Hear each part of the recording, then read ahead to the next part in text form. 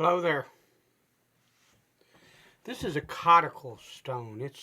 They're from Belgium. This one has what they call a schist. It's a piece of slate that has absolutely no sharpening properties whatsoever in it. But the yellow stone, it comes from the mines in Belgium, and it's kind of fragile, and so they back it with this. I have a vintage one that has a Belgian blue whetstone, which is a natural stone that this stone sometimes grows side by side with. And that does have sharpening properties similar to this yellow. And I'm going to take the way you use these stones have been used for centuries. I use them primarily as razor stones, but they work well on tools and they work well on knives. The way you would use this stone, most of the time you would have a small little stone, which is the same type that you could slurry with and raise a slurry. In other words, you would wet the stone and kick up an abrasive slurry off of the surface of this stone. And by thickening or thinning out the amount of slurry that's in the water that you use, or some people use oil, it will make the stone cut faster or slower. And I'm going to use, I don't have one, but now truthfully, honestly, if you read some of the old books on sharpening, any stone you wanted to use, you could use on this if you wanted to. But what I'm going to do is I want to kick up a slurry that is the pure base stone, this yellow Coticule stone. And that's all that's in it. If you had a softer stone than what this stone was, you'd kick up some of the particles from this stone and some of the particles from the other stone. If you had a harder stone, you'd kick up more of this base stone or all of this base stone pretty much, but it would take you longer. But what I'm going to do is use a 900 micron or 1200 mesh, or a 9 micron, not 900 micron. A 9 micron or 1200 mesh diamond card from DMT. This is, the nickel is coming off of it or whatever, so it will change the color of this slurry slightly, but it doesn't matter because the color of this slurry doesn't mean a dime's worth of difference to how it's going to cut.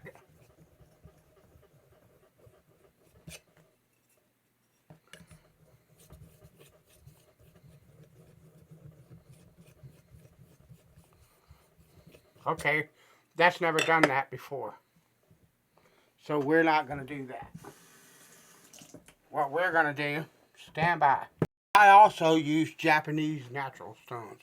This is a tomo, which means same, I think, that I use to raise a slurry on hard Japanese finishers. We're going to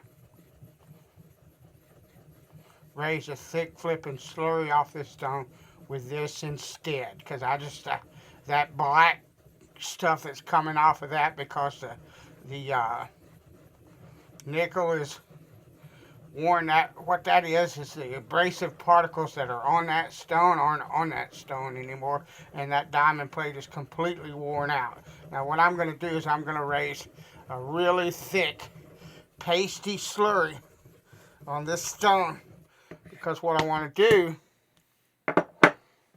by the way, look at that. Look how beautiful that stone is. I love rocks, man. Sorry, can't help it. What I'm going to do,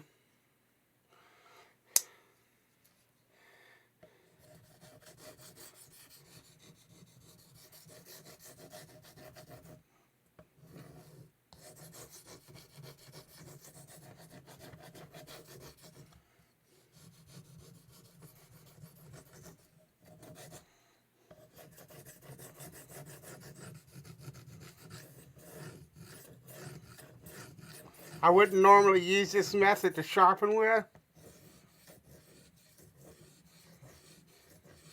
and I won't once we get into it, but what I'm doing right now is trying to cut a new bevel on this blade.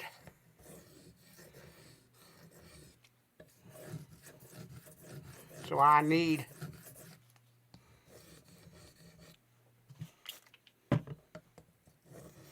don't want that slurry to get too dry.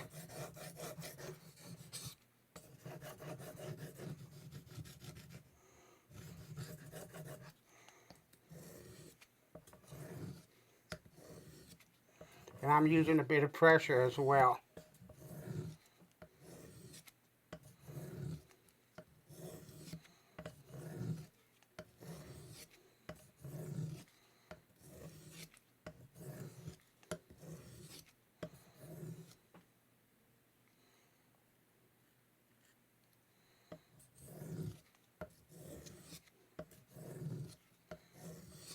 You see how that slurry changed color? That's because it's cutting steel. That's why I didn't want to use that black. If it had kicked up slurry off of that diamond card and that slurry was black, you really couldn't see the if it was blackened by the particles on that that are coming off of that card, you really couldn't see this change taking place. And in my opinion, it's important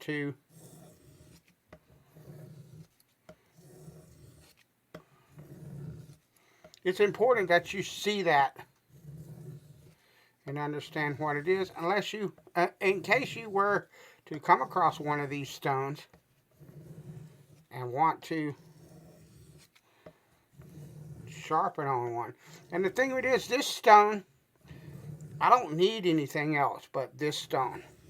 This stone will produce an edge. Okay. You can't see it, but that edge is already, I don't know if you can see it or not, but that edge is already shaving. And so what we're going to do is we're going to thin that slurry out and continue to sharpen. Now, what I was trying to say, and you can see there's a cut off hair in that slurry.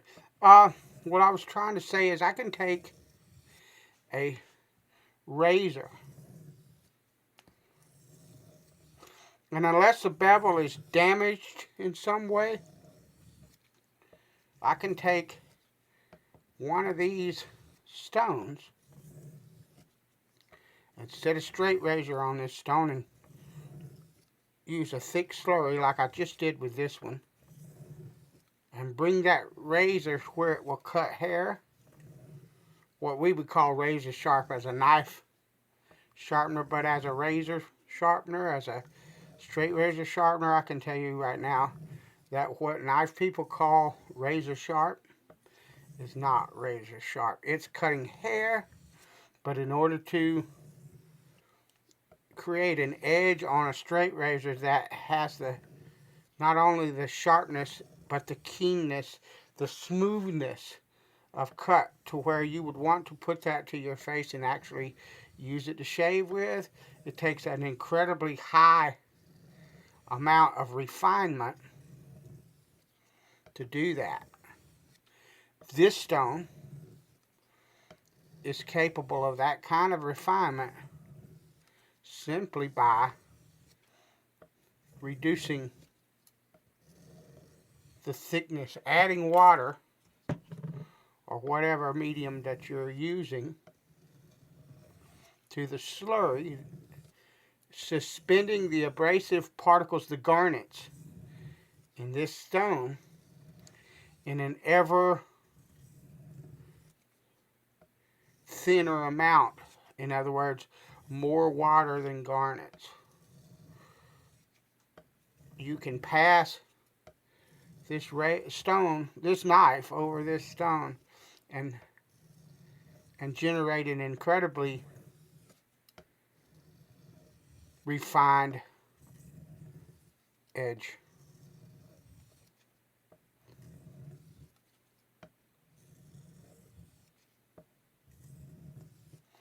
So lovely.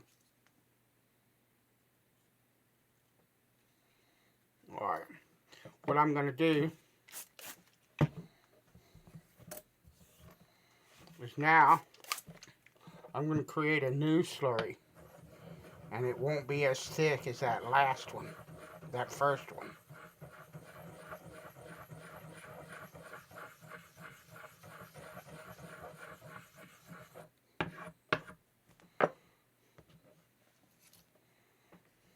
I need to wipe that off. Because now what I'm doing is I'm going to the refinement stages, and I want to make sure there are no larger, grittier kind of particles on this, on this knife that could be added into that, back into that slurry. Now this is what I call them bouts. They're spelled bout, but they're actually called boo in Japanese, I believe it is. But it's an irregularly shaped stone. A stone that was all the way square would cost probably twice as much money. These are not cheap stones. This one was, because it's a boo. And they don't command a high price. This one was also much cheaper because if you look at coticles, okay, Japanese stones are similar but for a different reason. If you look at coticles, there are different veins in the mountains that produce what they call a different type different types of coticles that have different names. Stand by. This is a vintage coticle that I have, and no, I will not sharpen anything but straight razors on this coticle, or Coticule, or people call them different names. I call it a coticle. Okay, same thing. But you see, let me get the thing wet. You see, these are like, I think they're manganese deposits. They don't hurt a thing. But this is an old vintage coticle. It's from a different vein. I forget what vein this is, but it's from a different vein than this stone. And this coticle I paid $6 for at a thrift store. It was the Belgian blue whetstone that it's backed with was completely separated from this stone. This stone, restored the way I've restored it, is probably worth about $100. That's a guess. But I didn't pay that and couldn't pay that if I wanted to. So, you know. But that's because of it's a vintage stone. It's because of the coloration in it. It's because, you know, I might be able to prove that that came from such and such mine or whatever. But there were guys out there that know so much about these coticles, they could tell me almost with a certainty where that came from, what vein it came out of. I said mine earlier, but I mean vein. Because the J-Nats, Japanese naturals, these stones, I believe this is an Asagi, but I'm not sure. But these stones come from a bunch of different mines. And they're generally stamped with the name of the mine and the type of the stone and the grade and all of that. Okay? And they can demand really high prices. One this size or bigger, one of a size that you can sharpen or hone on. They can command a great deal. Now you see, I had that new slurry, right? You see the color of that slurry? It's because it is darkening because it is cutting this steel. It's cutting it finer and refining the edge on this knife. But you can see that it's cutting. And what I will do is I'm going to take this knife to a really nice refined edge.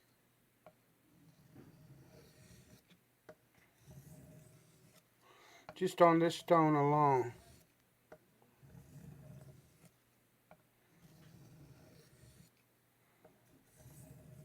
This is something else I dearly love, is pushing mud around with some steel. Lovely stuff.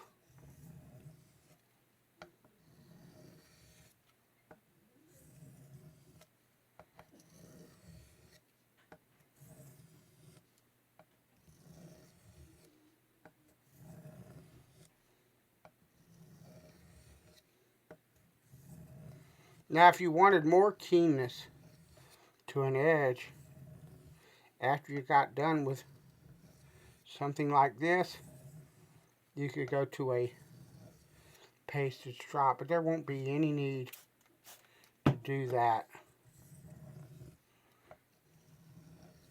with this edge.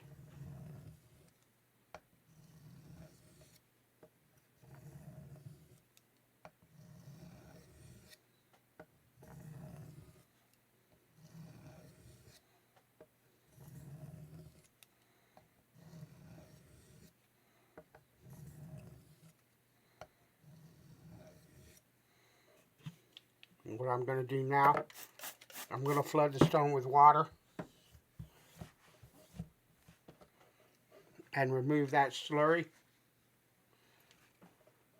And I'm going to go to just a plain water.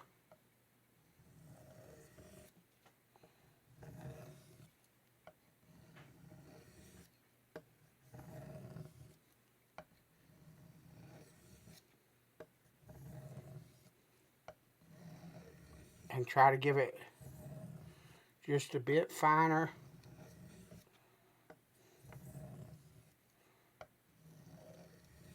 Refinement on this stone.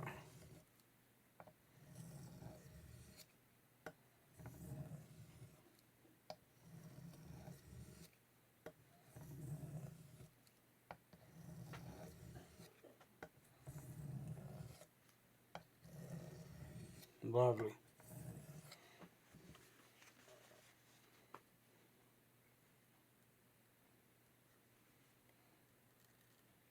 And I can barely even feel that edge cutting, but it's cleaning hair off of the back of my hand wonderfully well.